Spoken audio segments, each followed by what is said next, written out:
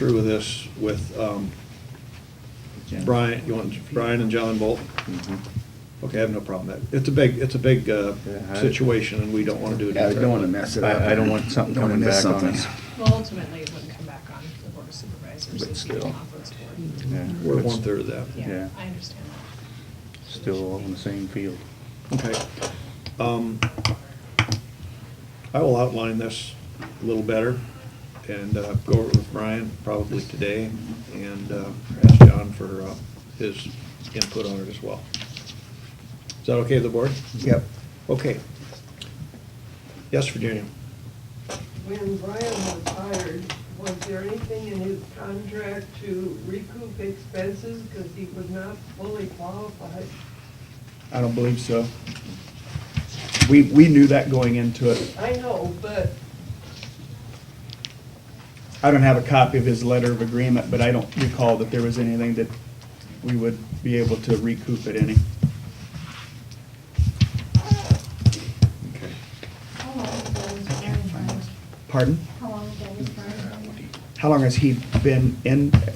3 years. January Oh. 1st of 14. Shy of that. Yeah. So 2 I'll get- years in January. Yeah. Is it just 2 years then?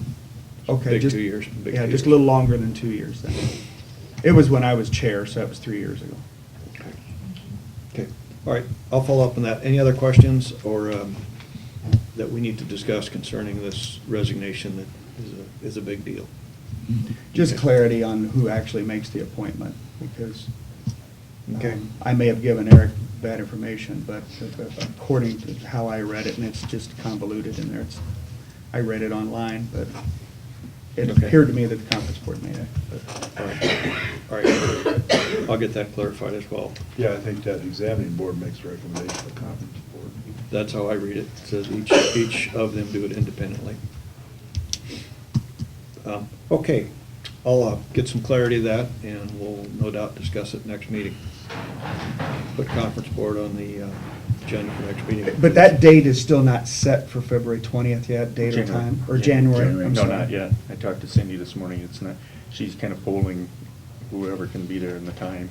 The 20th is set, but the time isn't set yet. That's Okay, correct. so definitely the It's gonna 20th be is the set, 20th. just not the Okay. time. Yeah. Okay, now I'm with you. So put what on the agenda for next week? Just conference board for discussion. Hopefully, we'll have some clarity by then. Or examining board. I asked that same question why it was moved to a Wednesday, and that was Did you get the same answer, explanation I Mark? got too, yeah. Mhm. Yeah. Okay. Even though, Well, that even does- though that there was some risk that there'd be fewer of us there. Yep. You with me? Okay. Yep. Okay. All right. We understand. It is 9:50, and it's time to open. We're actually 5 minutes late to have a public hearing for the construction permit application for Kennebec Farms, or Dennis Kennebec, Section 13, Roselle Township. They're basically gonna do some building modification to house more livestock and apply for a permit.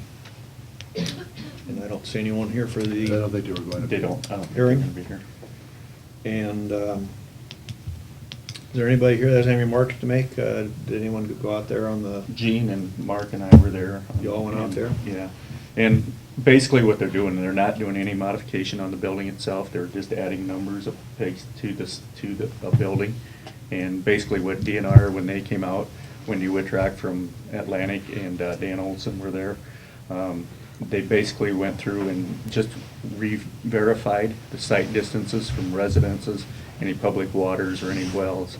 And when we were out there on the other day, there wasn't any issues there, so there's no, it's basically a formality. Yeah, and Dennis said they had the capacity there, just never used it before. okay, all right. Okay. There's no other comments. We've been talking about it. Go Courtney, ahead. did your office hear anything? Did you No. have any Comments. comments? Okay, very good. All right. All right, then I will close the public hearing. It's 9:52. So that's taken care of. Okay. We do need to make a motion to accept the permit. All right. I make a motion to that effect. I'll second it. Motion has been made and seconded to accept the construction permit application. Any discussion on that? Hearing none, we'll vote. All in favor, say aye. Aye. Aye. Opposed? Motion carried. Okay, got that. Right. And you were here with Walmart. Walmart. We got you scheduled for 10 a.m. We can start now. Up to you. Let's go. Okay. Thank you. Do that. Was there anybody that was gonna come to this at 10 o'clock that I should? Yeah, there's a few. All right, I well, can, just- I can walk down to the hall. We'll just do We'll a, wait, that's fine. we'll have you start right at 10 o'clock then. That's fine, no problem. Okay, we're gonna go ahead and do the, we'll do the plat. We have one plat. I think a second one may have been emailed to us, but that was a duplicate. But there's only one in our packet. I talked to Carl, I said, looks just like the other one, and he said, it is. Yeah. Okay, Yeah. so,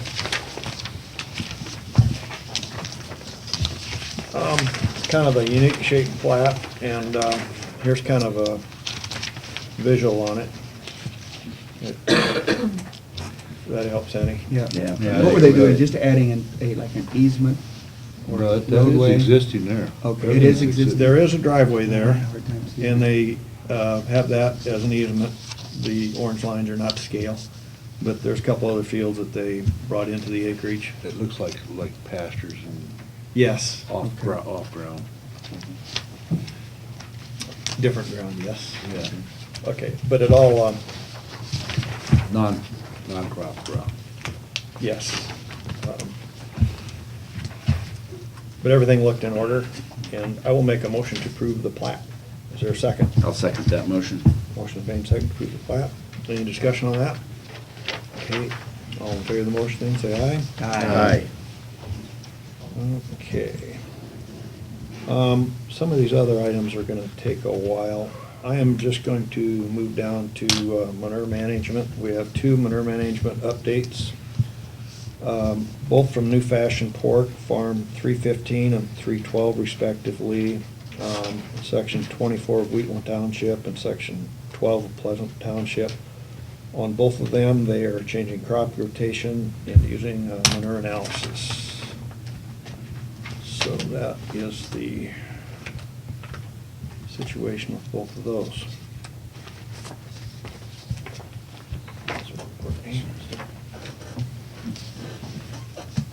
Okay.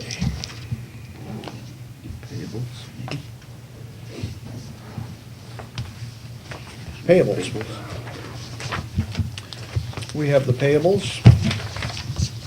Were there any questions on any of the payables?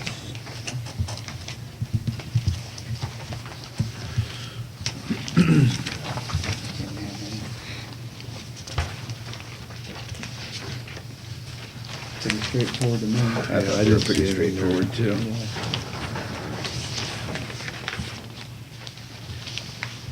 Got a telephone system. A lot of telephone everywhere in there. Yeah. See, you've been friendly with Ziegler lately. Yeah. If there's no questions or objections, I'd make a motion to approve the payables for this run. I'll second that motion. Mark moved and Marty a second to approve payables. Is there any discussion on that motion? Okay, let's vote. All in favor of the motion, say aye. Aye. Opposed, same sign. Motion is carried. Okay.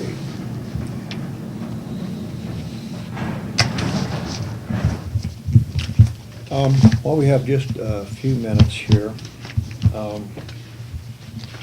something I'm gonna ask of the board or discuss with, I've started to put together a little bit of some points, kind of for planning, some goals and priorities that we need to work with in the future here with the Board of Supervisors. And I hope I didn't forget anything, but I would like this list to be a composite of what everybody feels is important. So at the next meeting, I'd like each of you to bring some of your objectives or goals or things we need to be planning on for the future. It'll be just a mini planning session. I think the key word is planning. And I know sometimes people have planning sessions, maybe it'll go into that, we'll see. But, or strategic goals, I'm not sure. So if you, obviously, if everybody brings their top 3 priorities or things, and we all agree on it right away, it'll be pretty easy, but I'm sure there'll be some differences and something to work with. So I'm not gonna prejudice you by telling you what I've got on my list. I want you to take an open approach, and the next meeting, we'll just have a miniature planning discussion, what each of you think should be some of our goals, some of our priorities, maybe some deadlines we need to meet this year, things like that nature. I think good planning and all of us working together would be to our mutual advantage. So I'd ask each of you to cooperate and bring that to the next meeting. Any comments on that? That's a good idea. Okay. Okay. Well, I'm about ready for Walmart, but why don't you come? I can walk down to the hall and let them know. Go ahead. Go ahead, why don't you do that?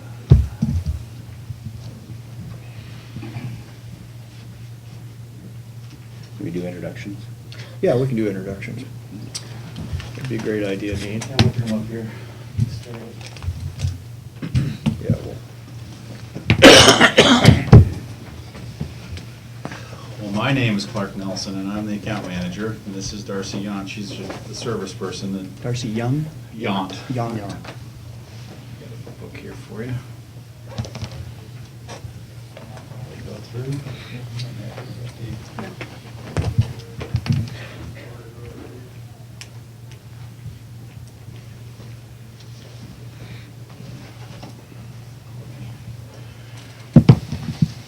I just happen to all right. have that too, in case you need to get a hold of me. Thank you. We will introduce ourselves now, Okay. and we'll see how good you are at remembering names. We're not gonna have a test, are we? Yep, maybe at the end. Thank you. Depends on what your rates come in. Yeah, well, I think you're gonna like me today, okay? Good. All right. Go ahead, Gene. I'm Gene Miners, County Supervisor. Marty Danzer, County Supervisor. Neil Bach. Mark Beardmore, District 5. Dean Shetler. Okay, nice to meet Courtney everybody. Rebek. Yeah, Courtney. Yep. We've met. Yes. Well, we always like the opportunity to come out and discuss this and see if you guys have any questions whatsoever. This meeting's for you guys, so if there's questions along the way, we're gonna probably go through here and just talk about a snapshot of what has happened in the last 12 months, what we're predicting, what's gonna happen in the next 12 months. And then if we have any discussions, maybe some possible plan changes that maybe you can look at, those kind of things that can maybe save you some money or position yourself to save you some money in the future. Okay. So we'll just go through the book. This first section, we're gonna go through this. This is actually, I printed off your billing statement. How many books did you bring? I got 6, is basically what I have here. So everybody, I don't have any extra at this time, but we can definitely make copies and send some stuff back No, out I if just- people would like a copy. A couple other elected officials are here, and I thought if they Okay, had all a book, right, it'd be yeah. helpful. This is what I have Go right ahead. today. We're all right for now. So this first one is just your self-funded billing statement. Just talks about, kind of breaks out your claims, talks about your liability, as well as your stop loss that you have in place. Also talks, the second page here, talks about your surplus or deficit. And you guys have accumulated a nice little surplus here this year because we've used less than what we anticipated. So you have close to about $275, a little more than $275,000 surplus. So things are running better than what we anticipated, so that's always good news. And the next couple pages is basically a 2-year kind of a snapshot of where you are on your self-funded billing. So it looks like you should have a nice little surplus of $400,000, a little more than $400,000 for claim surplus. You get a little farther back here, do you have any questions regarding that self-funded billing report? It's just kind of an aggregate claims regarding liability. If you ran short, what you should be looking at is a surplus. So your core report is a couple pages back. This is basically just takes your last 12 months. Our renewal period actually runs November 1st of 2014 through the end of October. So you're looking at a page that has a little bit of a graph here. That's where we're going to start. This is a snapshot of what has happened in that time period. November 1st, 2014 through the end of October this year. Underwriting used those figures to project going forward.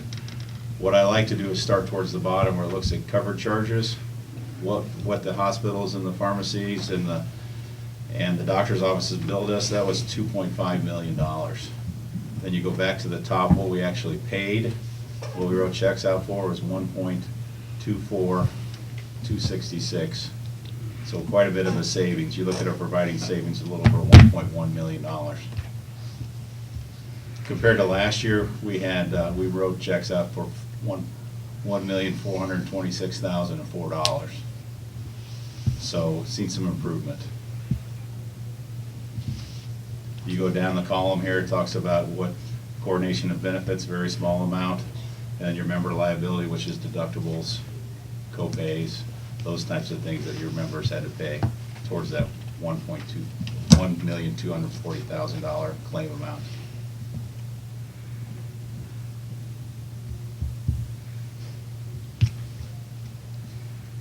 But we had an overall provider savings of 44%.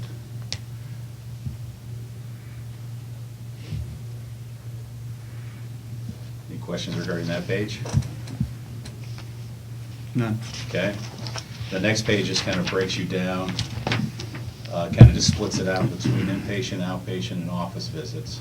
Again, it goes by covered charges as well as what was paid by the plan. You can see that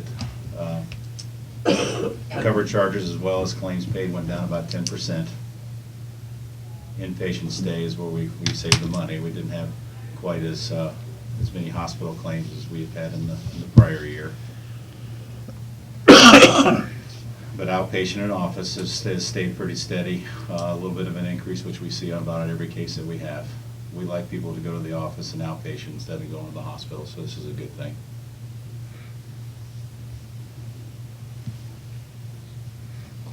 And the numbers are a little bit different there just because there's some reserves that are included in here too.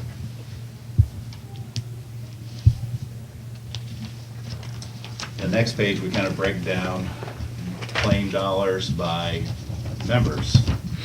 So the number of members.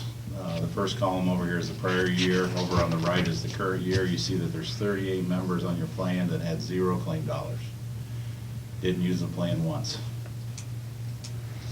No different than any other case. I kind of divide this up between $1,000 of claims. The majority of the people use less than $1,000 worth of claims in the year. So you had 66% of your membership used 6% of your claim dollars. And like any other case, you see a small number of those people on the bottom. There's 8 members that used almost 50% of your claim dollars. It's kind of the definition of insurance.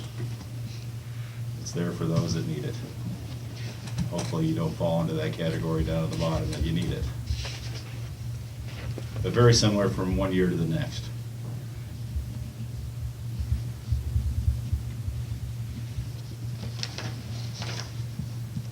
Any questions regarding that page? The next page, we kind of break it down between categories: employee, spouse, and dependents. The reason why we show this with ACA now, there's actually an option to carve out spouses, not cover spouses. We have thousands of groups. We have a handful of them that decided they're not going to cover their spouses any longer. Hasn't been very popular, but it is an option that you can do that. You can see the prior year you had 22% of your members were spouses, and they utilized almost 50% of your claim dollars. Right. This year, that Much number's better. down to less than 20%. That certainly was a topic of discussion last year. Oh, I bet it was, especially seeing that number, yes. Absolutely. We see a lot of cases, a lot of clients decide that, If a spouse has access to their employer or another insurance, and they come to their plan, they do charge them a surplus of contribution, so they don't give them quite as much contribution allowances if they have access to their own employer's plan. So say if somebody works for Farner Bakken and the husband works here, and she doesn't want their insurance because this insurance is better, well, you guys end up charging her more because you'd rather have her take Farner Bakken's plan. But they don't do that if the spouse is self-employed then. No, if they don't have access to other, and I know I used to work for a company that did this, and it was just kind of an honesty thing that you have access to other, and you say yes, and then they charge you more. But yeah, if they have access to other insurance through their employer, and they decide to take this one, then there's 10% more that they have to pay. Because typically you see it with school districts and counties, they have a pretty good plan design where somebody else might have a $3,000 deductible. They're like, hey, I want to go over there to my husband's plan. Sure. So then they charge them more. That's just an option, something you can think about. This next page is just basically the graphs. Here we show on the first graph is the membership. And it's very similar to last year. You have almost 45% of your members are 45 and older. That's very typical to other plans. Over on the right, you see that where the claim dollars fall, and 45 and over have 55% of your claim dollars. And that's very typical to other plans that we have as well. The older you get, your parts start wearing out, you gotta go to the doctor. So no different than any other plan that we have. This next page talks about in-network services as well as out-of-network services. You can see that Wellmark has a very extensive provider network. You had just $500 that went to out-of-network claims, so very good utilization of the network. So you're maximizing those discounts that we provide you for those provider savings.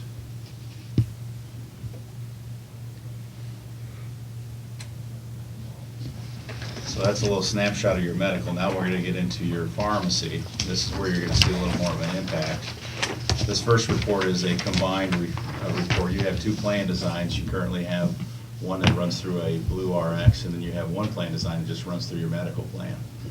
So we'll talk about that in a little more detail. But right here, this first report shows lots of numbers. The first top up there shows your average membership. So you have increased your members. We like that. We always like a group that's increasing. The next jump down is the number of utilizers, the number of people that are utilizing the plan, and that number's gone down slightly. That's always a good thing too. Then the number of prescriptions has gone down as well. Then you go down here to the RX claim dollars. You look towards the top, $440,000 was billed to us. You go down a little bit, we paid $157, $141. Compared to a year ago, you paid less than $95,000. You have almost a 70% increase in pharmacy claims.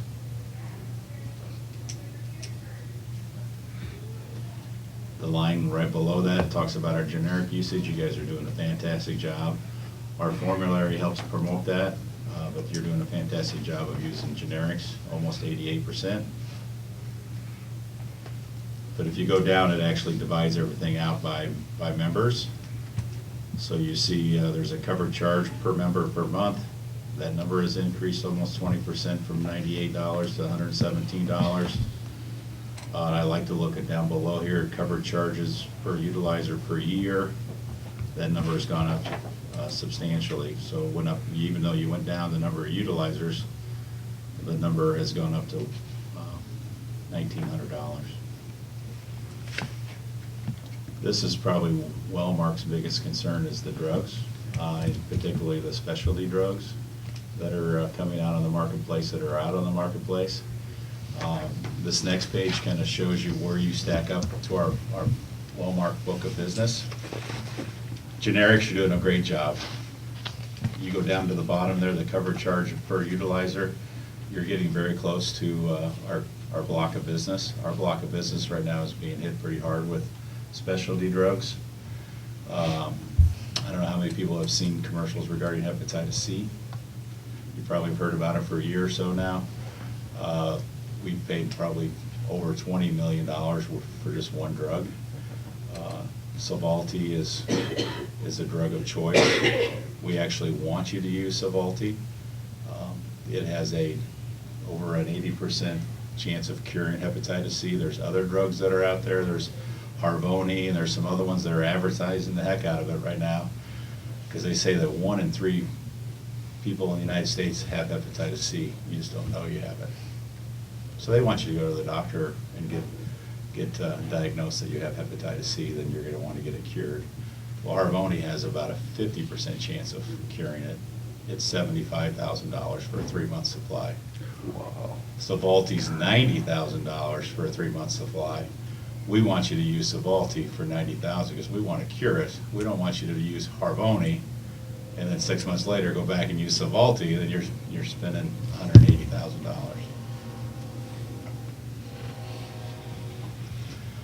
So that's our biggest concern is specialty drug, and hepatitis C is just one of them. There's some MS drugs that are out there. There's now becoming some diabetic drugs that are going to come out there on the specialty marketplace. We see now that there's a cholesterol medicine that's coming that's guaranteed to lower your bad cholesterol. And we anticipate, we have 2 million members at Walmart. We anticipate 75,000 of them are going to be eligible to take this drug because of the pre-auth and all that kind of stuff where they are in their medical history, and it's $44,000 a month. So that's a big chunk of money, and we know that it's coming. So, and we'll talk about that, what you can do maybe, or talk about what you can do to set yourself up to save yourself some money. This next page, any questions regarding any of that so far? This next page is kind of, we like to show this. This shows you where everybody goes to the pharmacy. Those are your top people, the number of prescriptions, not the dollar amount, the number of prescriptions. Which would be the Hep C in there? On this? This category? No, this Wouldn't be on there? Yeah, this just shows you where they go to the pharmacy right now. Oh, Oh, the next page? I'm sorry. It's not in there right now. You don't have anybody taking that Okay. right now, yeah. because it would show up, and we're going to get into, we got another report here. And you said 1 out of 3? 1 out of 3 people have hepatitis C. So it just hadn't hit Carroll County? Yeah. Well, you just haven't been diagnosed, or it's hidden in your body, all those kind of things that eventually it's going to show up, yeah. Kind of like cancer, it's always Yeah, there. it's there, yeah. And that can be tested for, though. That's correct. And you see a lot of the commercials now, they just talk about, go see your doctor. The Sovalti commercial doesn't even use the name Sovalti, it just talks about hepatitis C, go see your doctor. Doesn't even use their name. But Harvoni comes out and they show their name. You probably have seen them. Yeah, I've seen Now that we've Harvoni. talked about it, you're gonna notice it probably next week. I've already seen it. Yeah. Yeah. It's everywhere. I almost bet you'll see it on the Super Bowl. I mean, it's unbelievable where you see these things. Well, for 96 grand a month, I think they can afford it. Yes, they can. Yes, they can. As you can see, I mean, the number one, or the top 5 pharmacies are right here in Carroll. I think the numbers might have changed a little bit, but they're all still on the list. This next one is just what you just kind of jump to is the therapeutic drug classes. That first one up there is for cancer. And then you have some that it's depression as well as bipolar. There's several different things that you can go by. The third one is a cholesterol drug. And then there's a diabetic drug. Every case that I talk to, they always have a diabetic drug as well as a cholesterol drug that's in their top 4 or 5. And we're going to get into some more detail here in just a minute regarding some drugs. We printed off another report. These other reports that are on here actually just breaks this in half. I told you you have 2 different drug plans. If you want to look at it in more detail of each drug plan, they're both listed in here going down. So if you want to look at that, you could. We kind of cover the combined report, combining both of the drug plans. So tab 2, is there any other questions regarding tab 1? Just kind of a snapshot of what's happened in the last 12 months from October all the way back to November. This is the same time period for these large claims. These are claims that are anything over $10,000. We pull a report. We expect for a case your size, 20 claims to show up on this report, and we currently have 27 claims on this report. We expect 5 claims to be over 35,000, and we actually have 8.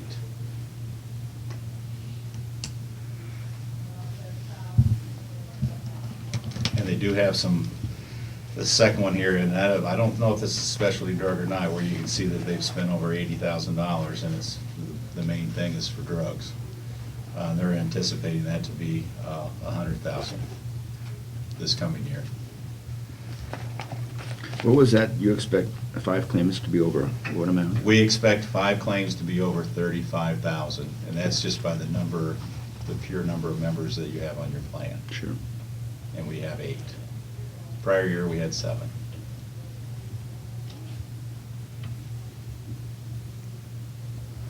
But I've noticed from year to year, it's easy to get to $10,000 anymore if you use, you know, if you use your plan, or if you have some drugs that you're utilizing.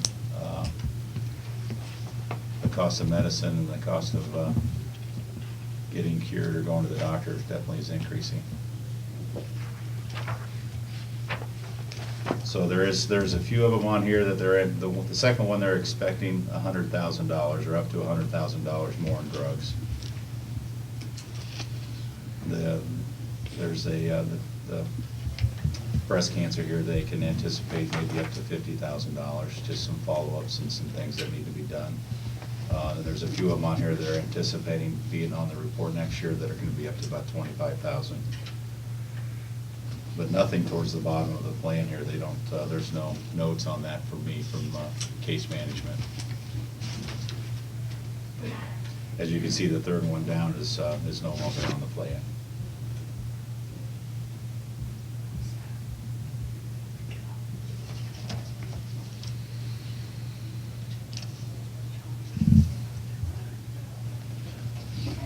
Any questions on the large claim report?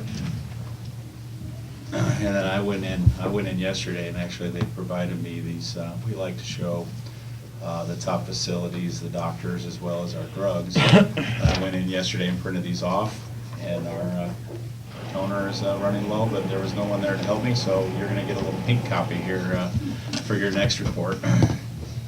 What this is it shows you the top facilities where they go to the hospital, where people are utilizing the hospital.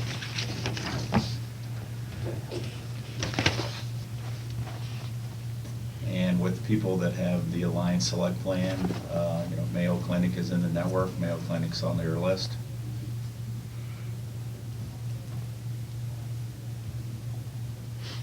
There's a few of them that go to Omaha.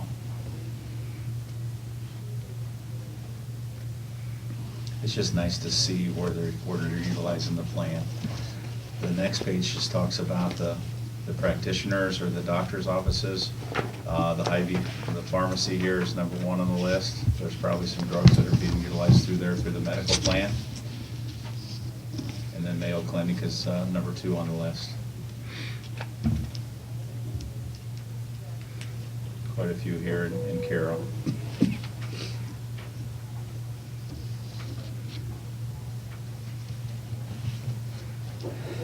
Pardon me.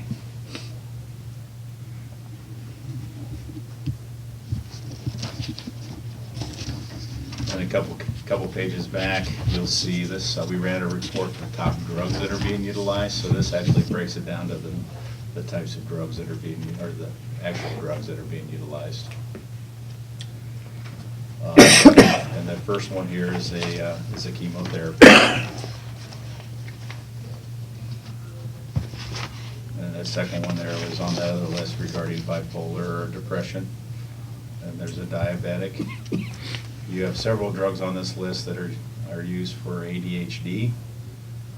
It's amazing how many kids are taking those drugs today, but they are on about every case that I have. You see them on the list.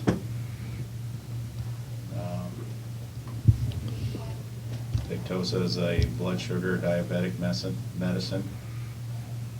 Crestor is, you know, the cholesterol medicine. Those are on TV as well. Yep, they are.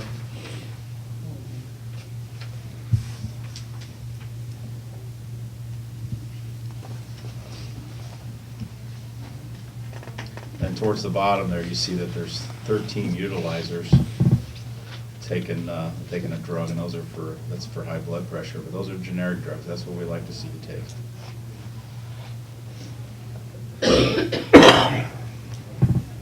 We'd rather treat some high blood pressure than have you go to the hospital and get fixed for a stroke. On that first one, why is there no savings on that one? Do you know? The one that's almost 50,000? It's 5 scripts. There's no, That's a good question. I was just curious. Is it new and they don't offer discounts? or what? That could be. Sometimes when you get the chemotherapies, especially when you're looking at 5 of them and they're only 50,000, you know, It's like $10,000 a. Right, well, I've seen some that are 75 to 80,000 per time. Wow. And sometimes when there's this, that's what we talked about, the specialty drugs, there's very little discounts for those as well. Okay. Just because they're usually one of the only ones that are on the marketplace, or, you know, maybe they're ahead of the game. When you talk about the specialty drugs, is there any generic forms of those or not? Nope, none, no. And specialty drugs, what that means is basically they're hard to handle. Mhm. They gotta be refrigerated or whatever it is, and so you can't just go to the pharmacy and get those, you have to order those. Mhm. They either can get delivered to your house, or delivered here to work, or delivered to the pharmacy, then you go pick them up at the pharmacy. So they're injectable drugs, those types of things.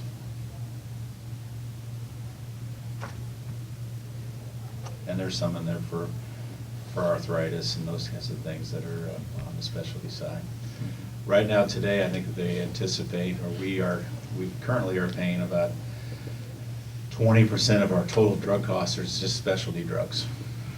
And we think in 3 years, that's gonna be 50% of our drug costs is gonna be specialty drugs. So there's several different things that plans are doing. And we'll just go ahead and talk about that now. Your plan today doesn't have anything set up for specialty drugs. We have groups today that we have classes of specialty drugs. We have preferred and non-preferred. Kind of like the hepatitis C, we want you to take Sovaldi. It's the preferred drug. Even though it's the most expensive, we know it's going to cure you better than the other ones. So we want you to take that. So they set up co-pays, smaller one for preferred, a bigger one for non-preferred, if you do whatever you can do to try to drive them to that preferred side.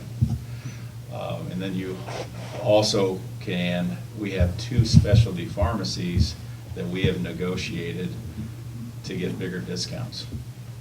You guys being self-funded, you guys receive those discounts, you get those back.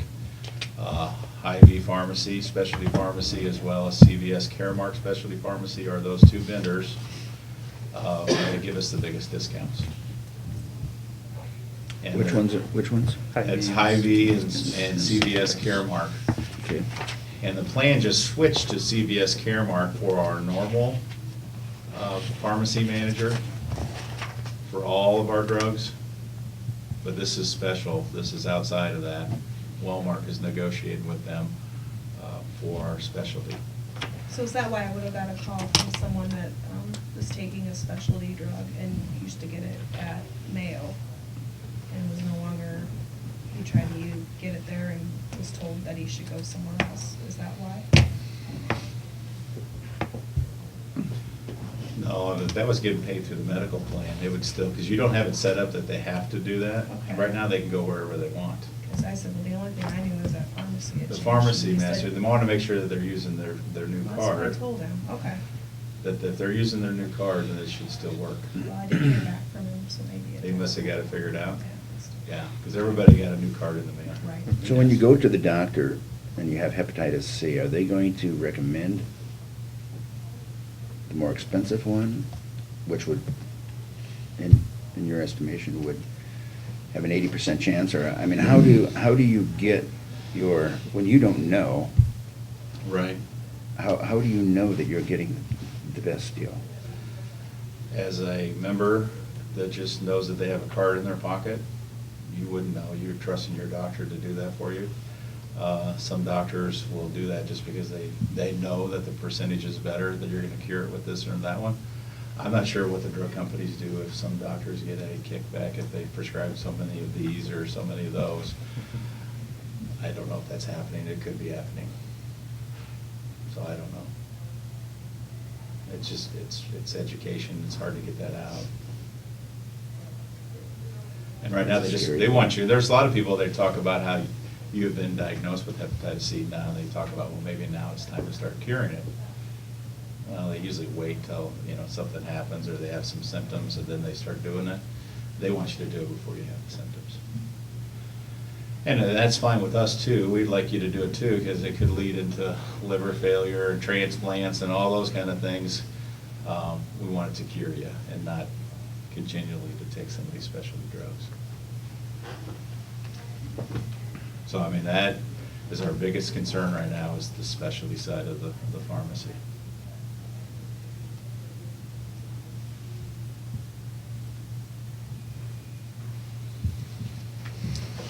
Any other questions regarding that?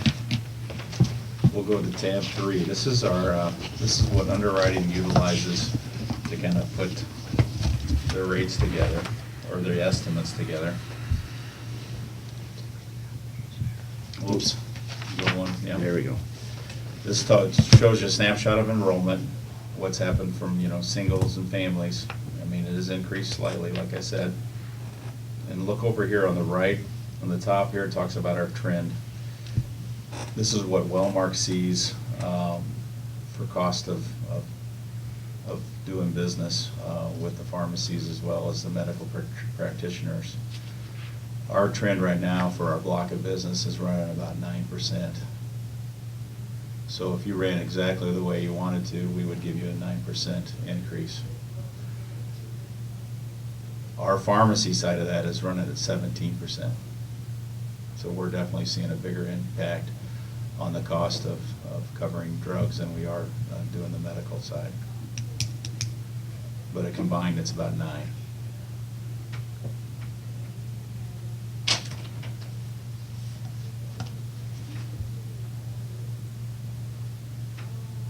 Then towards the bottom, it talks about your claims experience, just kind of looking the same stuff that we looked at prior.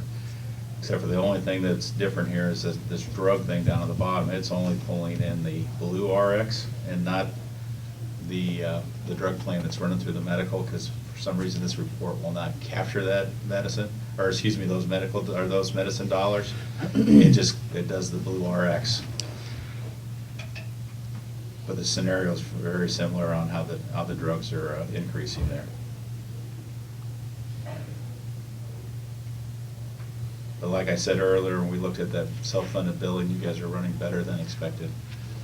You were running at about 65% of what we had actually anticipated. That's one reason why you got a surplus now in your account.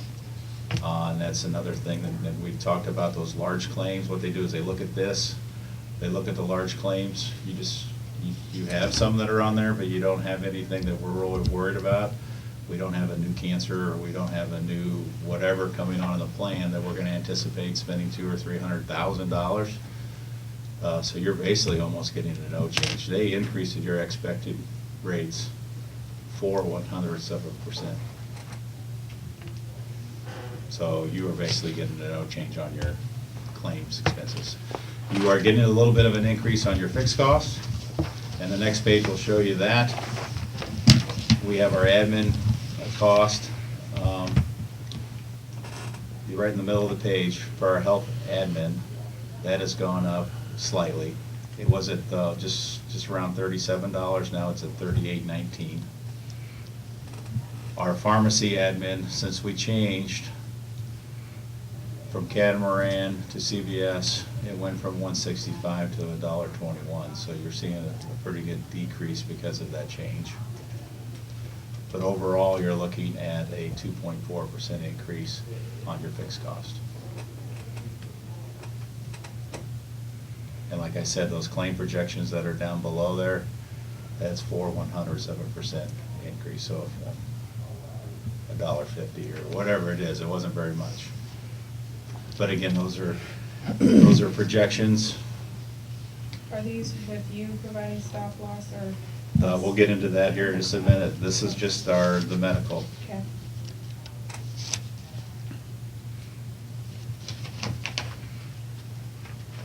you have the two plan designs. You have 105 on the first one here that has them, the medical, the pharmacy and the medical. And the second one, you have Reliance Select where you have a drug card. You just have 3 tiers. And you have 30 people that are currently utilizing that plan.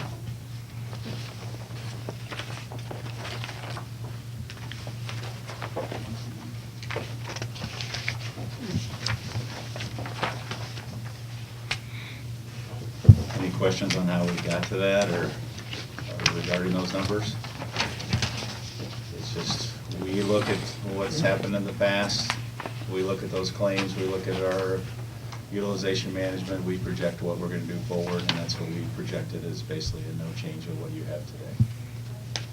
So the rate of increase, the percentage of increase remains the same on the two plans? Yeah, that fixed cost is the same. The on fixed both. cost Yeah. is, but what about the It's the expected same, claim? it's the same as well. The point oh Yes. four, Yes, oh four exactly, percent. just a few dollars.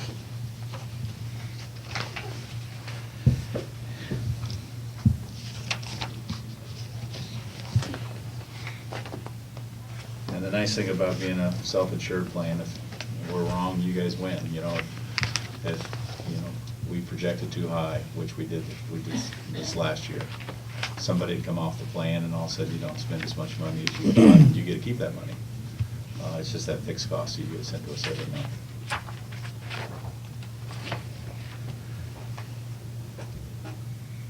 Let me ask this. Yep. If we're running at 65% of expected claims, what does it take to get rates to reduce? We rarely see any rates reduced. Nice thing about. Same here, Yeah. but that didn't answer my question. If we substantially change your plan design, you would see rates reduce. If you're looking going forward, what we typically do is we like to look at a long period of time. We want to have a nice, everybody knows the cost of things are going up. We want to have that steady thing.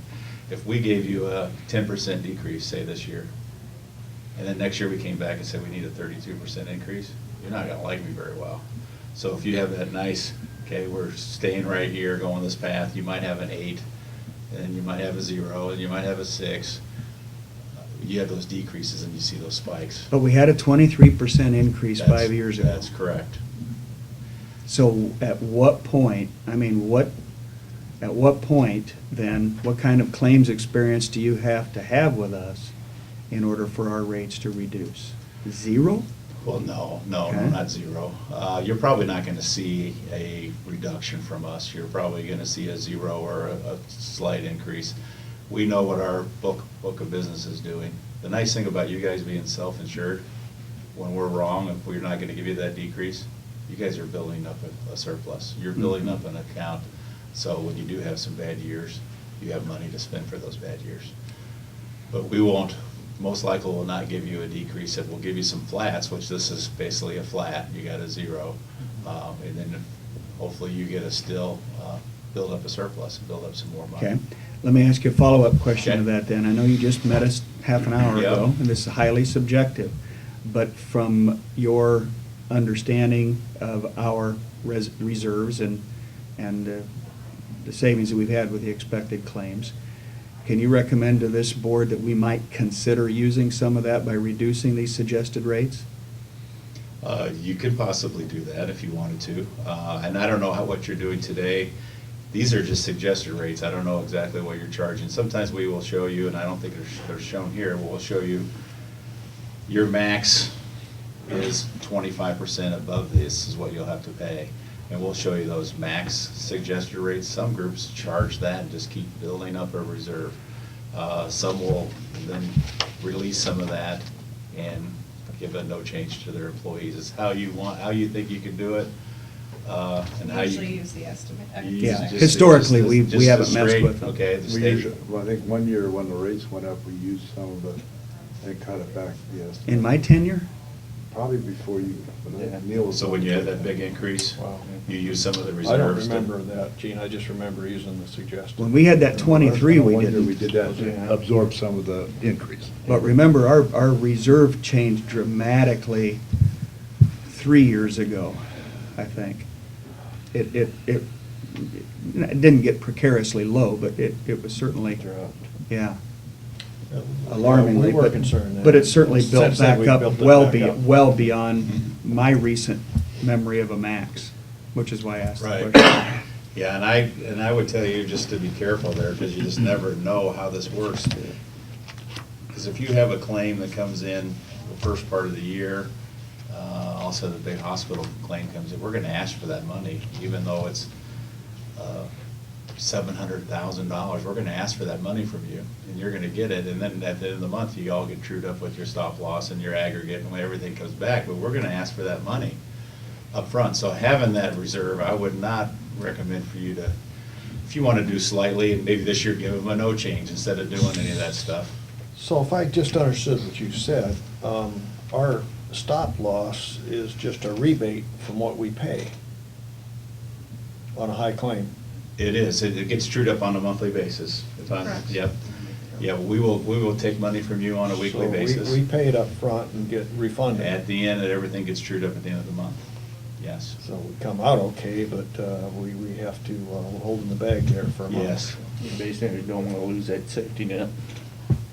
Yeah, no, I wouldn't, yeah, if you want to talk about a % or two, if you don't want to, like this year, just give them a no change, or just use this, and next year, if you get a 5%, you only want to give them a 4, those are some things that you can do. I wouldn't, that's totally up to the county, but having that there as a safety net is awfully nice. We get that asked. Yes. At union negotiation times, from Yeah. time to time.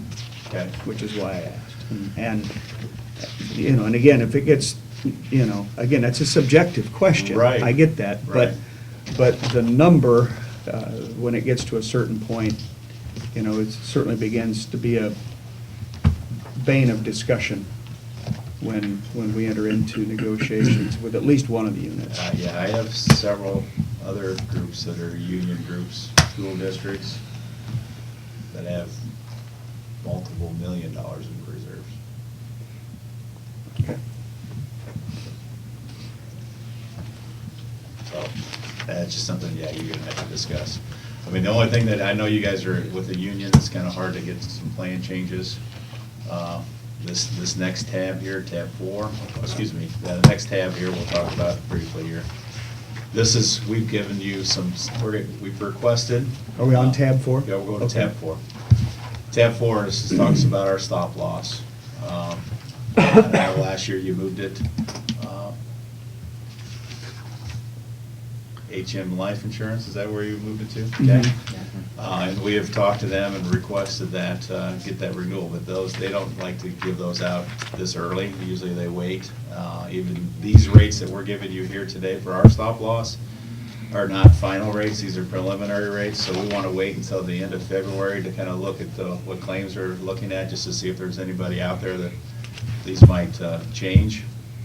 But we've given you a stop loss estimate for 50,000 on a 12/18. I think that's what you currently have, is a 50,000, right, Courtney? Yep. Yeah. And typically, you'll see, our stop loss will be a little bit higher than some of the other folks. One thing you do, if it's covered under our medical plan, it's gonna be covered under our stop loss. You're not gonna have any of those problems. Sometimes you might have a problem somewhere if it's covered under our health plan, and some stop loss carriers decide they don't wanna cover it, and then you're like, oh my, You can really talk about some confusion, but it is, that would never happen with Wellmark. But those are our estimates.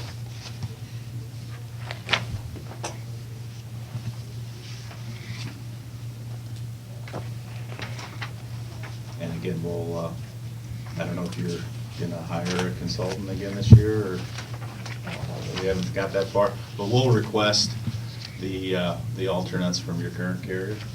So you'll have those for you, and you can compare.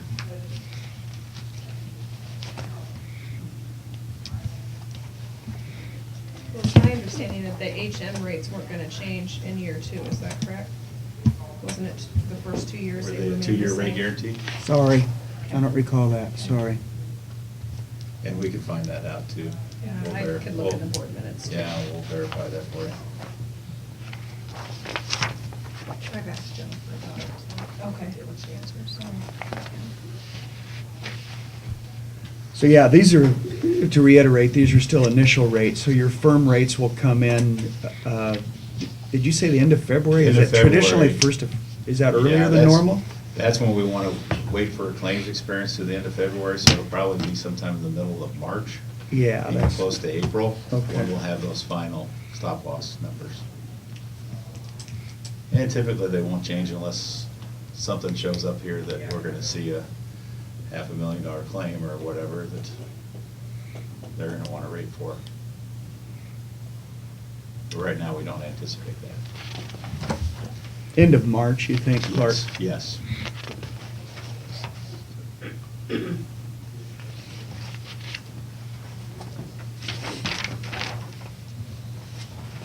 Your admin is less for the stop loss. Why is that?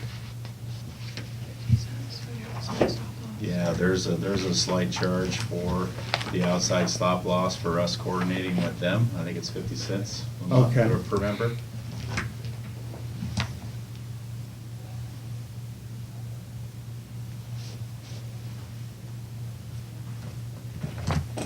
But still, the rate of increase would stay the same, Yeah, about it's- 2.4%. Yep, it's very close, yep.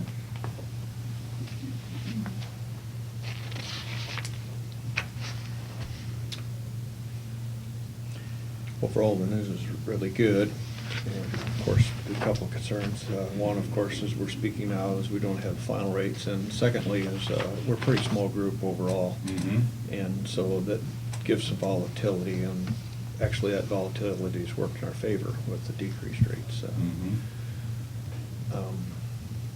I don't know, if we had a larger group, like, remember, a larger captive group, I think anything we did would be a little more stable.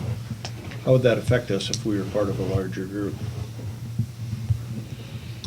So, you mean, it's like if you joined a, Captive group? yeah. You are, like, right now, you're getting the benefit of, your claims experience is running really well here the last couple of years, so you're getting the benefit of that. If you are, say, a part of a trust, or you went with a bunch of other counties, went together, Yeah. you're tied to whatever happens with those other counties as well.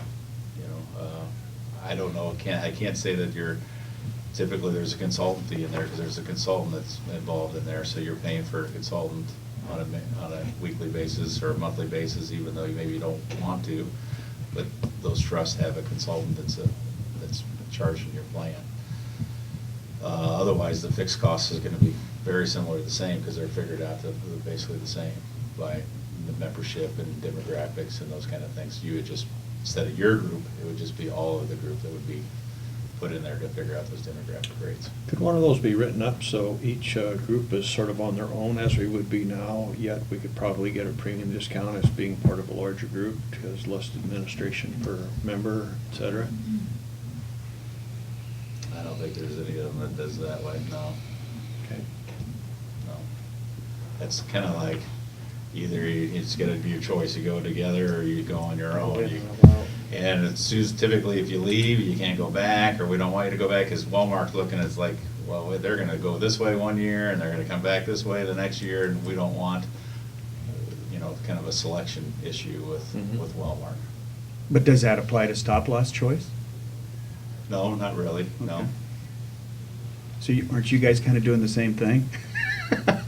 On our end, kind of picking which one? Well, no, I mean, stop loss is a total, you don't want to guess, but you're using the information that you're gonna have through the end of February and hopefully project going forward. Okay. Yeah. But it only takes one person to go and get cancer, a $500,000 claim. It doesn't take long to eat up that stop loss premium. Back on your stop loss rates, Clark, without having the benefit of having last year's rates in front of me, what was the amount of increase or decrease from the rates you presented us last year? Well, I'm looking here, last year I looked and it was $272.18, and now it's $273.58. So it's about the same, Yeah, it's point very, oh very four? little, yeah, and a lot of it's demographics, you know. A lot of times you guess on, if you're a male and you're 63 years old, you're a lot higher risk than somebody that's 32 years old. So a lot of it's demographics on how those things are predicted. And where are you pulling that number from again, I'm sorry? At 270. Well, I looked at last year's renewal, and I wrote down the 272.18 was what was produced Oh, to I you see. last year. You got it written in Yes, there. I do. I just have it written in here, what was the rate last year for the individual stop loss? 270. 272.18. Yes, Okay, and where's Yes. 273.58 this year? that's correct. So 272.18 last year. So one would assume that HM's gonna be considerably less. It'll probably be about the same difference as what you had last year, probably. I mean, particularly if they do stick with the same rates. Yeah, and I'm pretty sure it was the same rates for 2 years. Okay.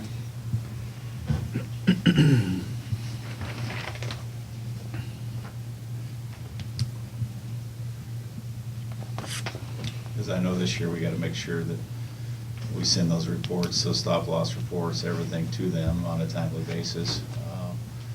We make sure that Courtney knows that that's out there for her, and she has to send those, and it's just, there's a little more. And that's kind of why that 50-cent charge is in there, because there's a little bit more for us to do to make sure that all that stuff takes, because we don't want all of a sudden a $500,000 claim come, and, oh, we didn't notify them in time, and they might say no. Yeah, you do need to be notifying them probably within, I don't know, usually it's 90 days. Yeah, well, they want to They be, could they not want to pay be timely your too, claims. so they know what's going on. They don't I want was to be a surprised that surprise. they didn't say anything. I was too. But anyway, I have them all ready to go, but waiting for the stop. There's a large, that report you guys send out like after the 10th or whatever. That we was sending those. On the enrollment, on your, the enrollment numbers on your stop loss rates, page. Yeah, they anticipate everybody going to one plan or the other. Oh, okay, so that's why it Yes, shows the same right, enrollment? Right. Yeah, they don't split it out, they just put it all together, even though the rates would be the same. Okay.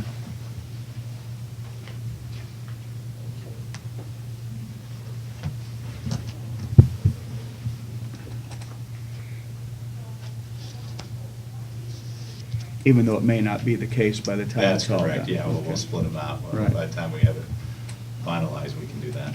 Okay.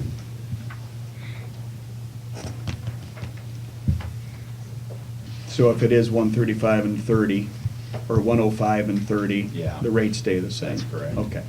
Because they'd all be lumped on through that same stop loss contract.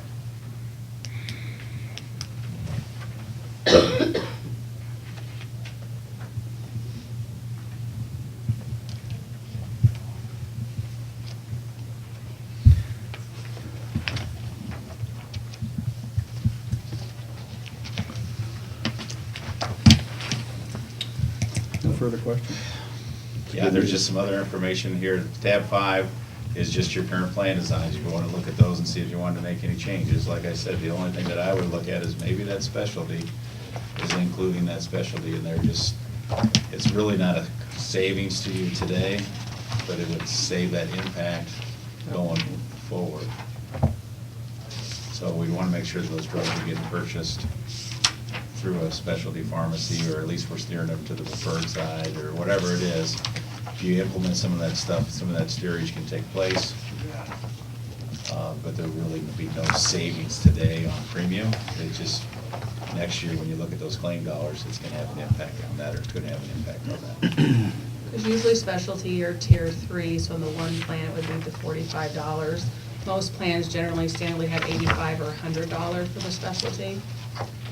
Yeah, if you look at the last page on page 5, on tab 5, that's the pharmacy drug for the blue RX. You see there's 3 tiers there. If you don't have a specialty tier, it just follows to the highest tier there, the tier 3. So those drugs are being utilized at $45. Not saying that we need to cover those expenses by charging them more for a tier. We just want to steer them in the right direction. I would say to a preferred or non-preferred tier. And then if you wanted to limit to those 2 pharmacies, that we get the bigger discounts to as well. Because most people, by the time you get in a specialty drug, you're sick or you got some things going on with you. A little bit of steering, just kind of making sure they're doing the right thing, is going to help them. And their doctors would know they're playing and they would steer them to where they need to be. And then on the other one, is there a reason why it's under CMM's a union?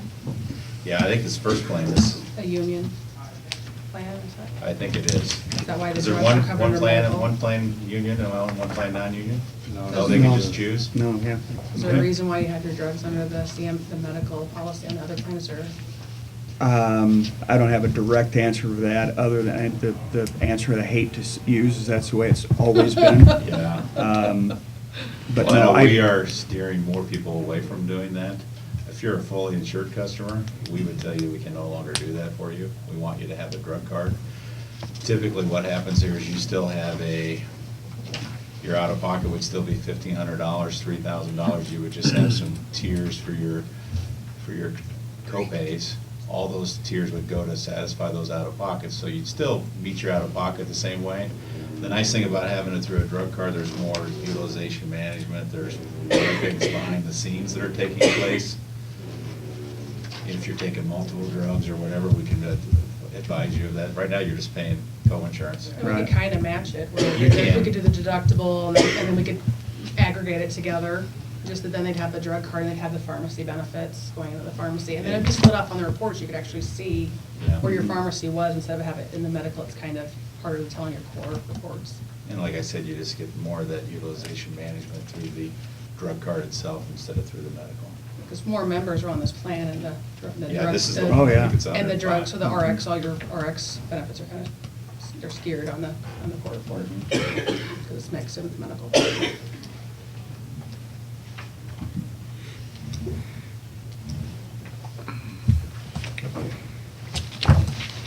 Any other questions for Clark or Darcy?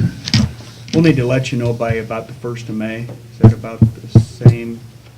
Yeah, we'd like to. have 60-day that, yes. renewal? Right, so we can get all that stuff done in case people want to change plans or whatever they want to do for open enrollment time, or bring somebody new on the plan, spouse or something.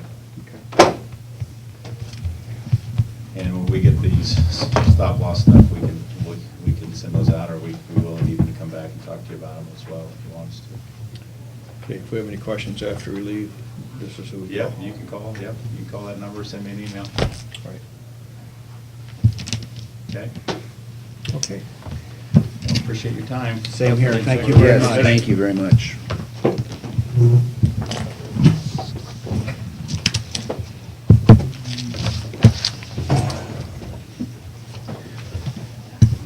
I think Mike's out there, but Mike is? I can't see.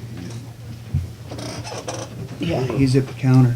We were planning on Mike at about 11 o'clock here, so, You think we could get DHS in Yeah. there? yeah, we can do that.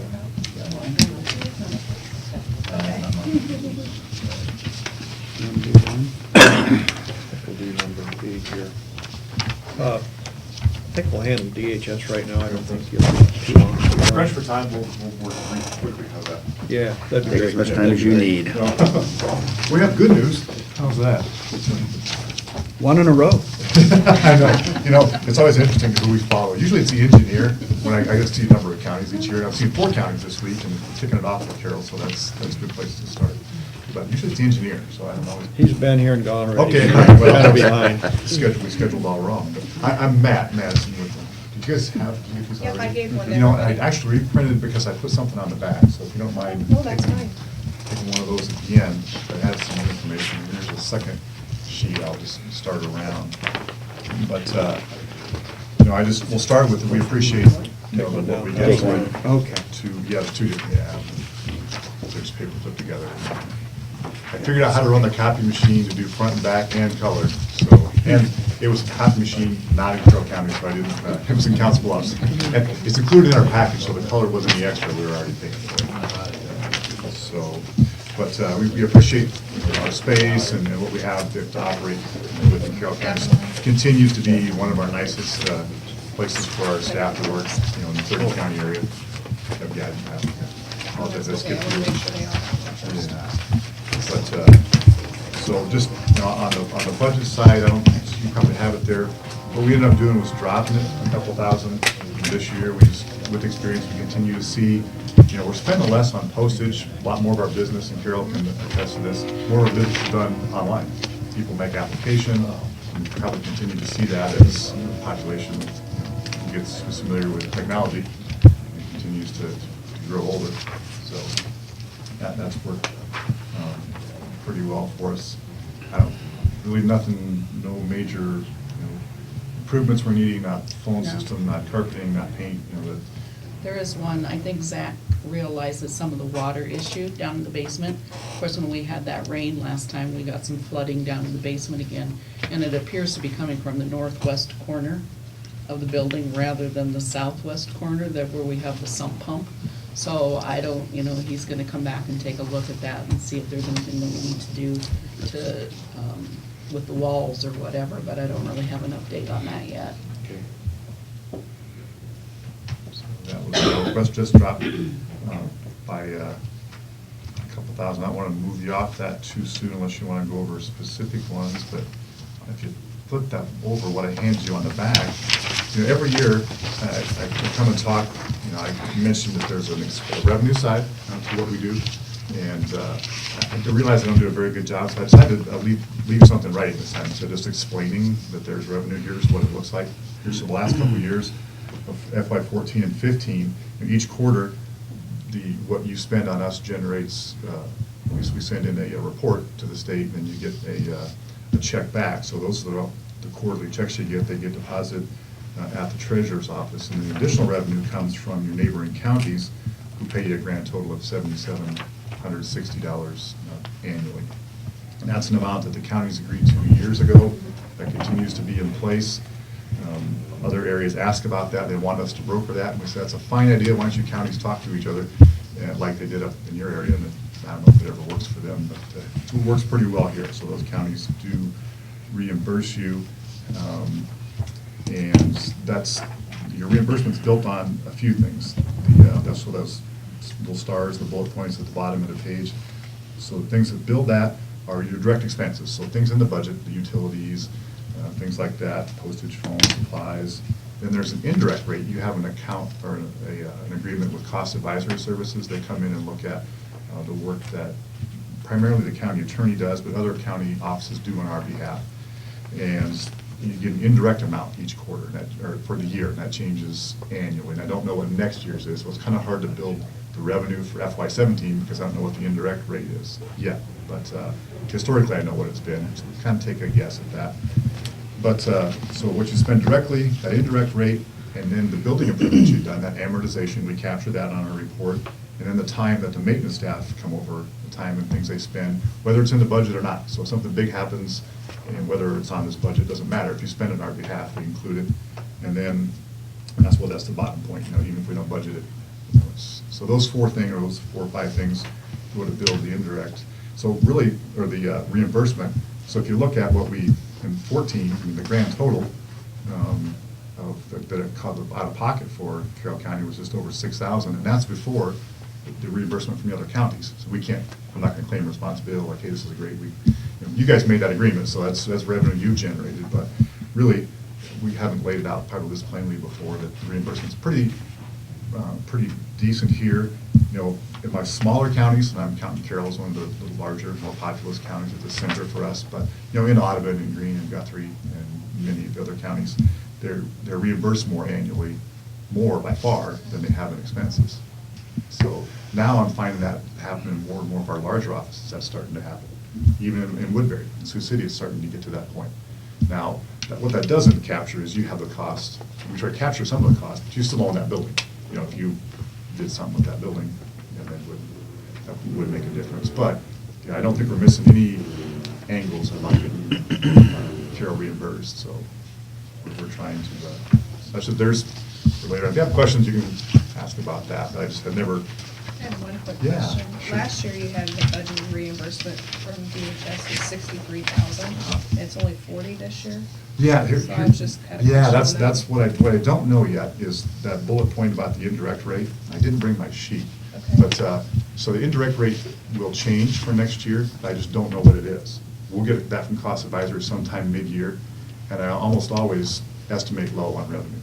You know, so you can see that, you know, like what we received in revenue in FY14 was at 63, and then it was 67. And I don't, historically, what have we estimated? You know, how we estimated for, That's because it comes out of the auditor's budget. okay, And I don't know okay. why. I always underestimate revenue. It's right around 60 Yeah, over the last couple and this year I years. know our first check was for 13,535, I kind of handwritten that on the top of that, under 15, 16 total activity under revenue at the top. And so that's, so my guess is this year will be 52 something, and that's a quarterly check, so, you know, I could move the revenue up, but I don't know the answer to that yet. So counties generally more comfortable with having that improve instead of get worse. So for this year, if you wanted to re-estimate, and what did I estimate last year? Because it's not on this sheet, but, you know, we could re-estimate if you wanted to, for the FY16. 52 or what? I would say 50, and it depends how, you know, if the indirect rate won't change, I'd say 52 should work, because we're probably at that rate close to 54, if you take that times 4, because there's the 500 there.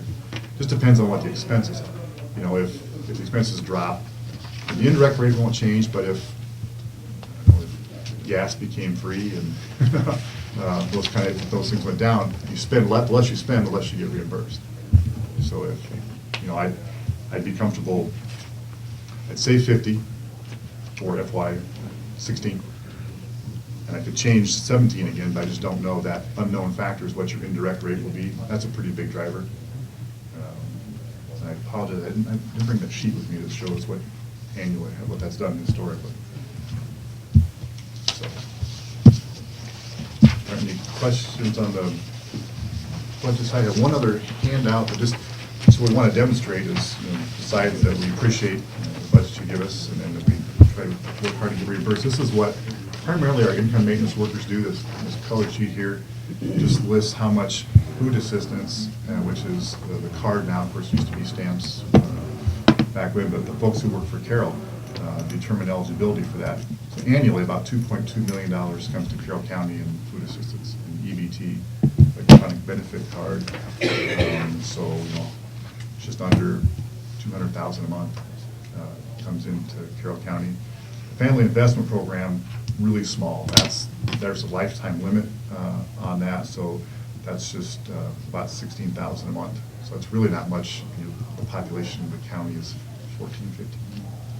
Our population of the county, 20. 20, oh, so that's a small amount, you know, it's about $1 a person per month that's coming in on family investment, not very big. And Medicaid, obviously, a lot of funds come in from Medicaid. Most of that's driven by hospitals, nursing homes, but some of our folks are other Medicaid programs that Carroll's workers determine eligibility for. So there's the back just puts it in a pie chart form. We have a new person helping me work on these things, and she's less prolific, so the good news for you is that you don't have to, the other guy used to give you pages and pages. We boil it down to front and back. So if you want more detailed information, you can get that. So, okay, yeah, that's what I thought. Thank you for the affirmation. Now that you talked about this, Yeah. is this higher in this county versus other counties? No, Carroll County's gonna be a little lower compared. And the reason I'm asking Yeah. this, I've had this thrown in my face several times, that they're advertising out in Chicago that move Carroll County because there's more benefits. And I want an answer on that. And they say there's even a billboard out there saying it. I know that we're getting a lot of Chicago people moving in. I've had conversation with Lynn Hansen, who was one of my employees before, and has now become the director of regional housing here in town. And they're seeing a lot of people coming here, establishing residency, getting benefits, because then that puts them up at the top of the waiting list in Chicago when they go back. So we're trying to get a handle on that. Between the two of us, we're kind of having conversations and seeing if there's anything that we can do about it. But no, there are no different benefits, or no, we don't get any more benefits or issue any more benefits per population than any other county does for their population. Yeah, this will apply, I say now I understand this question better, yeah. And per capita, I mean, compared to other counties, and Carroll County is you know, the median income, those sort of things, which used to be on those longer sheets, is gonna be higher than probably some of your smaller counties, you know, probably higher than Audubon, or if you go down south, like to Taylor County, you know, these numbers will be higher per capita because the income's just less than some of those counties. So, All right. Okay. so we, continues to be a terrific office for us. We appreciate the support. It's a great place to work. You know, it's a hub for us, so we're grateful. It's important. Good, we'll keep you here. All right, sounds good. We're good. Any questions for Matt or Carol? All right, have a good day. Thank you. Thank you. I had it. It's just a question. That's fine, we're really having pretty serious conversations That about, really been brought up to me a lot. I think once we target a few cases and make them a little more public, we'll see a little bit less of that. That's good to know. I still hear it's because of housing, that we have a lot of available, eligible housing. I know that's what I was told. There's no benefits. Okay.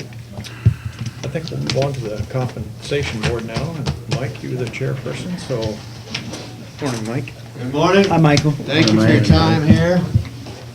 I represent the Carroll Compensation Board. My first time here as the chairman of that. You understand that Joe Halber and both Rick Vanderheiden have stepped away from our board due to health considerations there. So I think all of you were at our meeting on the 8th and have a letter from me representing the board. Maxine Von Tersch was actually on our board too. She's in presence today.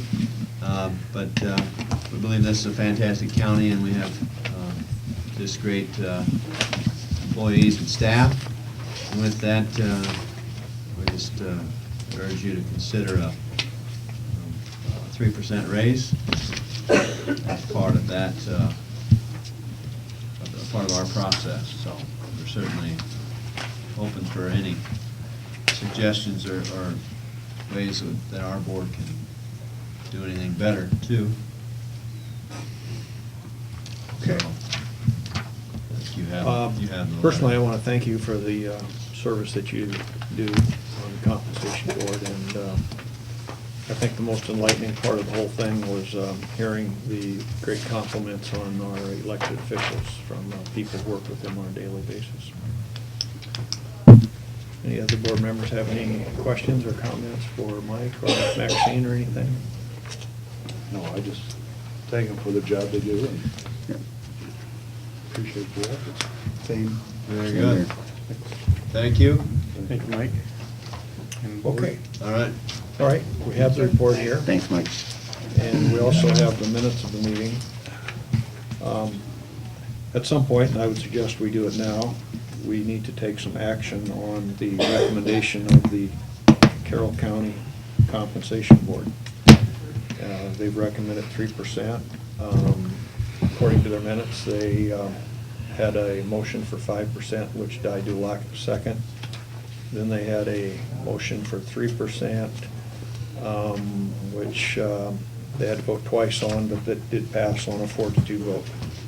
The first time Mike did not vote. So that was the recommendation. Any comments from the board, suggestions? We need to make a decision. I would like to make that decision today if all possible. I don't see any benefit in postponing it by, there's no benefit in postponing it, I don't think. So, any thoughts? My only request would be that we make two motions, one on the elected officials and one on the Board of Supervisors. Okay, all right. According to code, the elected officials and the county supervisors can be acted on separately. If there's no objection, should we just plan on two motions? Any objection to that? Okay, all right, we'll plan on that then, Mark. So with that, can we just go ahead and start with the elected officials first then? Absolutely, go right ahead. My only suggestion would be that to keep it at least in line and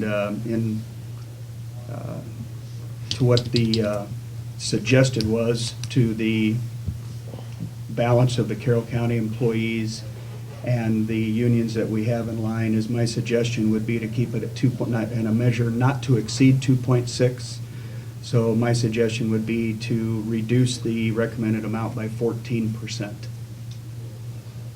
Okay, So that would net out at 2.6. Mhm. I All will right. second that. Was that a motion? It was a suggestion. It was a Oh, suggestion. suggestion, It was a okay. suggestion. Okay, we've had a suggestion, and apparently Gene wanted to discuss it further, but we can discuss it further without being a motion. Any other discussion or motions? I would concur with that, the 2.6%. As we heard on insurance, there's gonna be a little change there. The COLA was at 0%. 2.6 would be a real and meaningful increase, you know, with zero COLA. I think it'd be a very meaningful increase. And furthermore, the elected officials who are mostly affected by this are on the higher end of our salary scale. Percentage works better for them as well. Any other comments? I guess, go ahead, Gene. No, You got I anything? don't. In discussing this, you know, we've talked about this as a dollar amount in the past, and I think for future reference, I think we need to go back to maybe setting a percentage amount and then doing a dollar amount